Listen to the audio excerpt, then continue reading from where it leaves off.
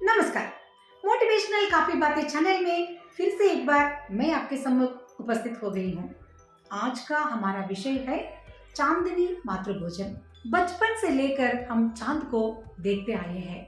हम में से अधिक लोग यह अनुभव जरूर किया होगा कि जब हम धरती पर चल रहे हैं तो आसमान की तरफ देखते हैं तो हमें लगता है कि चांद भी हमारे संग आ रहा है। ऐसी कल्पना बच्चे लोग अपने माता पिता से या दादा दादी से जरूर करते हैं। और कुछ बच्चे लोग चांद के अंदर जो भी तस्वीरें हैं उनको अपने मन की कल्पना के हिसाब से बयान करते रहता है। कोई लड़का कहता है कि चांद में एक खरगोश है, तो कोई कहता है चांद में कोई हिरन है।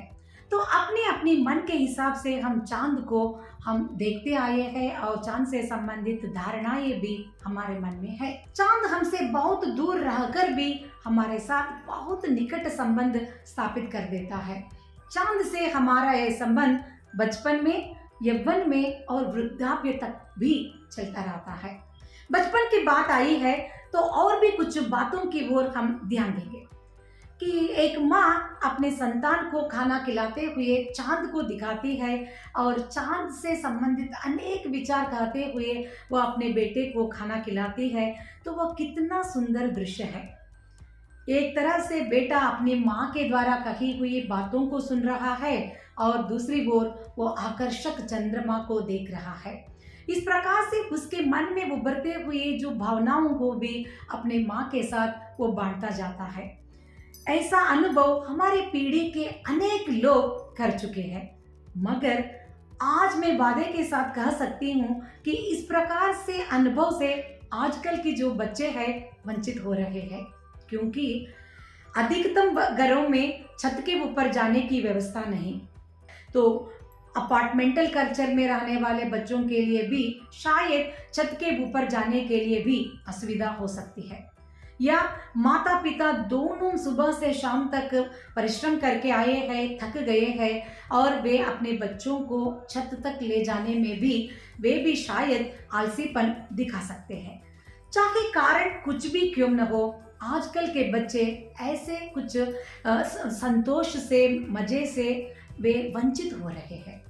मातृभोजन का मतलब माता के संग बैठकर खाने की बात मात्र नहीं और माँ के साथ अनेक विचार बांटते हुए भोजन का जो स्वाद ग्रहण करना भी होता है। मातृभोजन की यह कल्पना हमारे शास्त्रों में भी कहा गया है। 16 संस्कारों में एक संस्कार उपनयन संस्कार से पहले भी वटु को अपनी माता के संग बैठकर मातृभोजन करने के लिए कहा जाता है कि उसके जीवन में माता के साथ बैठकर एक ही थाली में खाने वाला आहार वही एक अंतिम बार कहलाता है। उसके बाद वह ब्रह्मचारी बन जाता है। बचपन से हम यौवन की तरफ कदम बढ़ाते हैं तो चांदनी रात को लेकर अनेक कवि लोग, गीतकारों ने इतनी सुंदर कविताएं, गीत लिखे हैं कि वे सिर्फ प्रेमी प्रेमिकाओं के लिए मात्र समझ में आने वाली है। दो प्रेमियों के प्रेम को चांदनी रात और भी अधिक कर देता है। यौवन से हम आगे बढ़ते हैं तो वृद्धाप्य की ओर जाते हैं तो एक व्यक्ति 80 साल संपन्न कर लेता है, तब सहस्त्र चंद्र दर्शन नामक एक कार्यक्रम का आयोजन किया जाता है। सहस्त्र चंद्र दर्शन कार्यक्रम के पीछे उद्देश्य यह है कि वह व्यक्ति अपने जीवन काल में सहस्त्र पूर्णिमाओं का अनुभव कर चुका है, या तो सहस्त्र पूर्णिमाओं की चांदनी का अनुभव वह कर चुका है। चांद हमेशा शीतलता का प्रतीक माना जाता है, तो इस प्रकार से उस व्यक्ति में भी चांद की किरणें शीतलता जरूर प्रदान किया होगा और उस व्यक्ति में शीतलता और दैवी गुण जरूर व्याप्त होते हैं। इसी उद्देश्य से हम कहीं पर भी सहस्त्र चंद्र दर्शन कार्यक्रम होता है, चाहे वो हमारे मित्रों के घर या रिश्तेदारों के घर, हम जरूर जाते हैं और उस व्यक्ति से आशीर्वाद भी लेते हैं। ज्योतिष शास्त्र में भी चांद और मनुष्य के बीच में जो घनिष्ठ संबंध को बताया गया है। चांद हमेशा मन का कारक होता है और मानसिक बीमारियों से जूझने वाले व्यक्ति को हमेशा चंद्रमा की पूजा व आराधना करने के लिए कहा जाता है और सफेद रंग के जो भी वस्तुएं दान देने के लिए कहा जाता है। और सफेद रंग की जो भी नवरत्नों में से एक कहलाने वाली मोती का धारण करने के लिए भी खाते हैं।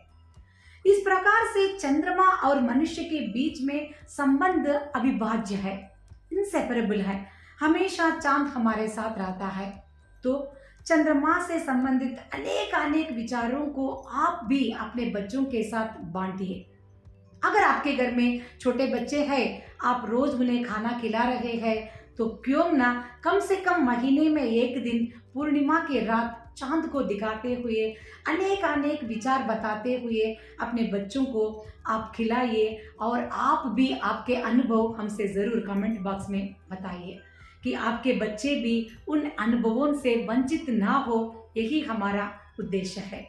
कल पूर्णिमा है, आप घर में जो भी पकवान बनाया है वो सब छत के ऊपर ले जाइए और आपके परिवार के सदस्यों के साथ बैठकर उस खाने का अनुभव कीजिए।